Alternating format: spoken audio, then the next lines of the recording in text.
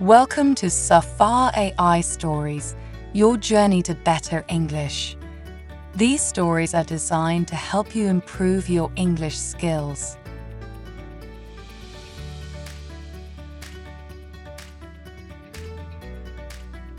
Chloe's journey to learning how to cook is a story that follows Chloe's experiences as she navigates the challenges of learning to cook.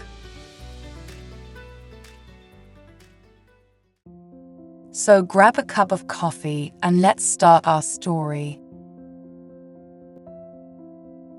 Last year, Chloe decided to learn how to cook. She loved eating delicious meals, but she didn't know how to prepare them herself. Chloe felt nervous because she didn't have any experience in the kitchen. However, she wanted to try something new. I love eating delicious meals, but I don't know how to prepare them myself. That's why I decided to learn how to cook. Chloe started by watching simple cooking videos on the internet. She chose recipes that looked easy, like pasta and scrambled eggs. I started by watching simple cooking videos. I chose easy recipes, like pasta and scrambled eggs. At first, she didn't follow the instructions carefully. Her pasta was too salty, and her eggs didn't look like the ones in the video.